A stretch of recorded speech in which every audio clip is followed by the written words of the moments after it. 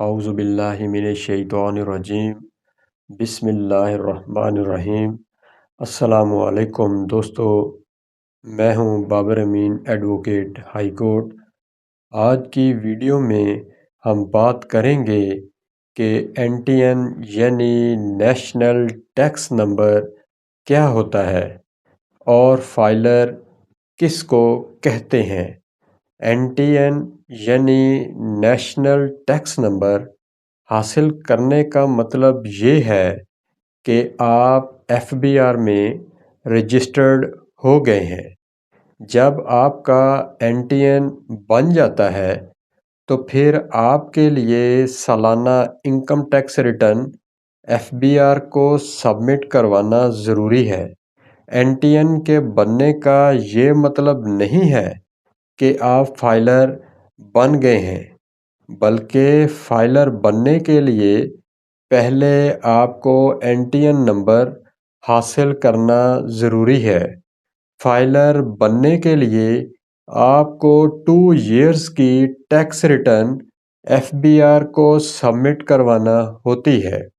ایک جو سال چل رہا ہوتا ہے اس کی tax return F B R کو سبمٹ کروانا ہوتی ہے، اور دوسری ٹیکس ریٹرن اس موجودہ سال کے پریویس ایئر کی ایف بی آر کو سبمٹ کروانا ہوتی ہے۔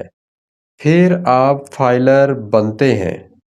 ٹیکس ایئر ہر سال کی 1 جولائی سے شروع ہوتا ہے اور اگلے سال کی 30 جون کو ٹیکس ایئر کا اختتام ہوتا ہے۔ آپ اپنی سالانہ ٹیکس ریٹرن میں اپنی آمدنی، اپنے اخراجات اور اپنے اثاثہ جات وغیرہ کے بارے میں ایف بی آر کو ڈیٹیل فراہم کرتے ہیں۔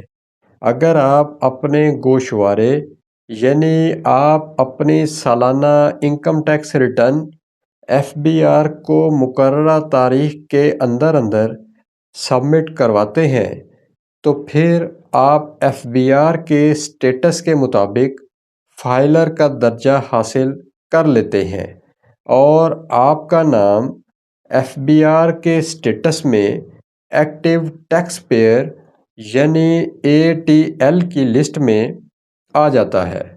اگر آپ اپنے گوشوارے یعنی آپ اپنے income tax return F B R کو مقررہ تاریخ کے بعد سبمٹ کرتے ہیں تو پھر آپ ایف بی آر کے سٹیٹس کے مطابق آپ کا نام فائلر کی لسٹ میں نہیں آئے گا، بلکہ آپ کا نام لیٹ فائلر کی کیٹیگری میں شامل ہوگا۔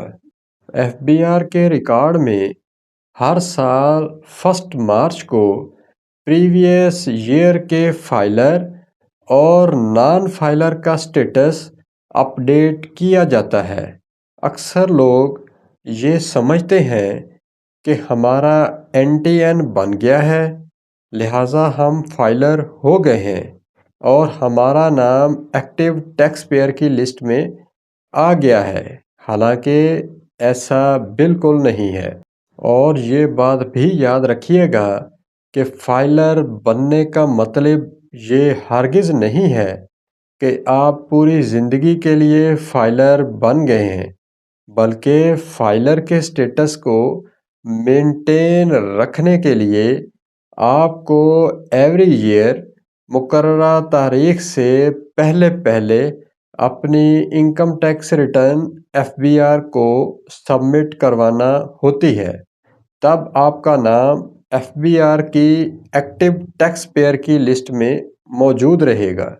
اگر آپ tax return F B R کو مقررہ تاریخ کے بعد جمع کرواتے ہیں تو آپ کا نام ایکٹیو ٹیکس پیئر کی لسٹ سے نکال دیا جاتا ہے، پھر آپ کا نام لیٹ فائلر کی لسٹ میں شامل کر دیا جاتا ہے۔